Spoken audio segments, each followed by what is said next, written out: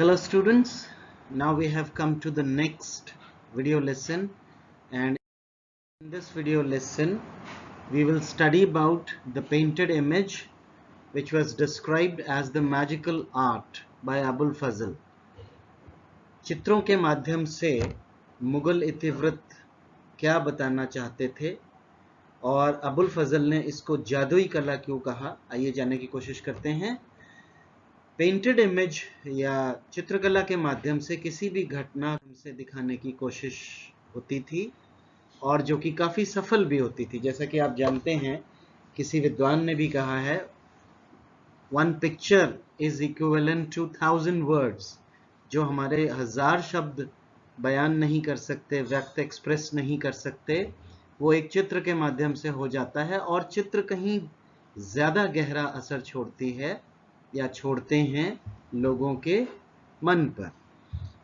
Painted image also added to beauty and communicated ideas.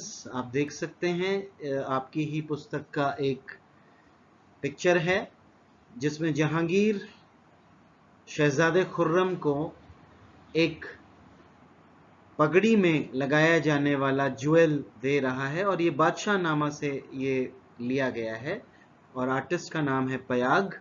1640 में इसको बनाया गया। अब आप देख सकते हैं यहाँ पर आपके हैं जहांगीर बादशाह सलामत और यहाँ हैं आपके शहजादे खुर्रम। नीचे आप देख सकते हैं। साथ ही साथ एक चीज और गौर से देखिए, शेर और गाय, बब्बर शेर और गाय भी यहाँ साथ में दिखाए गए हैं। तो अदरवाइज एक दरबार के सीन के बीच में गाय और शेर को एक साथ दिखाना क्या रिफ्लेक्ट करता है? ये रिफ्लेक्ट करता है कि ताकतवर और जो मुकाबले में उतना ताकतवर नहीं था वो भी इस साम्राज्य में, इस बादशाह के राज्य में न्याय उसे मिल सकता था। और ये जो पेंटिंग्स हैं, एक यूनिक टर्म है मुगल टाइम में ये जो पेंटिंग्स बनाई गई, दीज आर कॉल्ड मिनिएचर्स। लघु चित्र क्या होते हैं आइए जानते हैं। एक बार हिंदी में फिर से समझ लें। जादुई कला ऑलरेडी हम समझ चुके हैं, अबुल फजल ने डिस्क्राइब किया था। पेंटिंग्स या रंगीन चित्र के जरिए दृश्य रूप में घटना का वर्णन होता था और जो कि इतिवृत्तों के सौंदर्य में वृद्धि करती थी पेंटिंग्स, और विचारों का संप्रेषण भी होता था, ट्रांसमिशन ऑफ आइडियाज। लघु चित्र मिनिएचर्स, बाकी आपको बता ही दिया है कि किस इतिवृत्त से ये लिया गया है, किसके बारे में है, और इसके बाद जानते हैं मुगल मिनिएचर्स क्या होते थे, कैसे होते थे। एक फटाफट एक क्विक अवेयरनेस सेशन इसका ले लेते हैं। छोटे स्क्वायर इंचेस से ज़्यादा में नहीं होते थे पेंटिंग्स, ब्राइटली कलर्ड हैं, चमकीले रंग, काफ़ी डिटेल में पेंटिंग्स बनाई जाती हैं और ज़्यादातर पेंटिंग्स जो हैं ये मैन्युस्क्रिप्ट्स को इलस्ट्रेट करने, चित्रित करने के लिए, सजाने के लिए बनाई जाती थी। और अब आप देख सकते हैं इस मिनिएचर में आपको पूरा डिटेल्ड जो घटना है वो दिखाई दे रही है। मुगल लघु चित्रों को समझने के लिए कुछ YouTube लिंक्स भी मैंने शेयर कर दिए हैं। आप वीडियो को पॉज करके इसको टाइप करके आप सर्च कर सकते हैं और डिटेल समझ सकते हैं। लेकिन मुगल पेंटिंग्स जो थी वो बादशाह सलामत और जो धर्म गुरु थे इस्लाम के, जिन्हें उलेमा कहा जाता था, उलामाज या उलेमाज, उनके बीच एक टेंशन का कारण थी। बादशाह चित्र बनवाना चाहते थे, पेंटिंग्स बनवाते थे, उलेमा इन चित्रों को नहीं चाहते थे। ऐसा क्यों, आइए जानते हैं।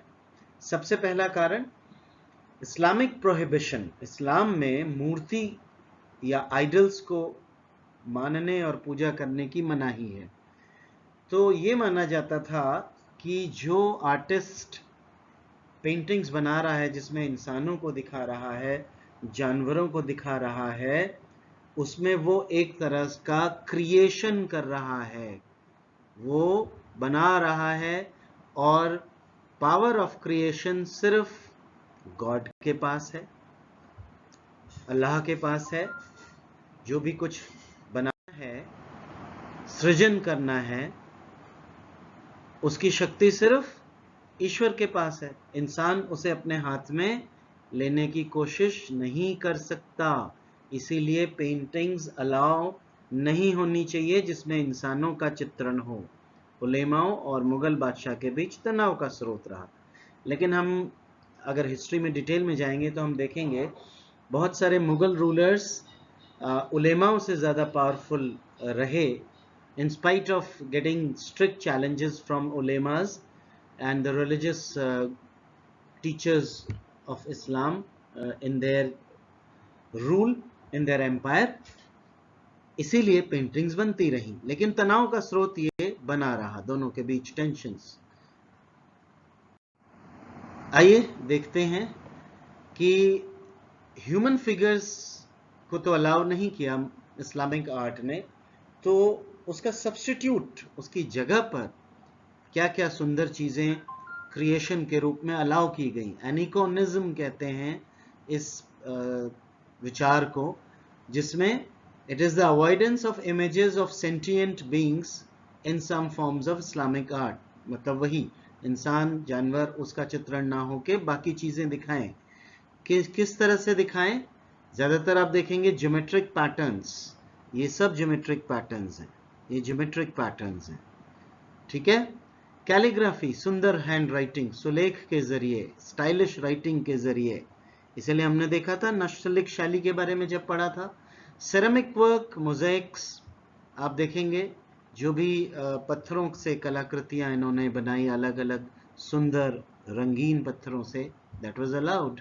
वीविंग इन टेक्सटाइल्स, कपड़ों में जो डिजाइन्स, पैटर्न्स बनाए गए, ये सब अलाउड था और इसको प्रमोट करने में कोई हर्ज नहीं था। तो इसी के साथ आज का ये टॉपिक अभी खत्म होता है। आने वाले वीडियो लेसन्स के लिए इंतजार कीजिए। धन्यवाद।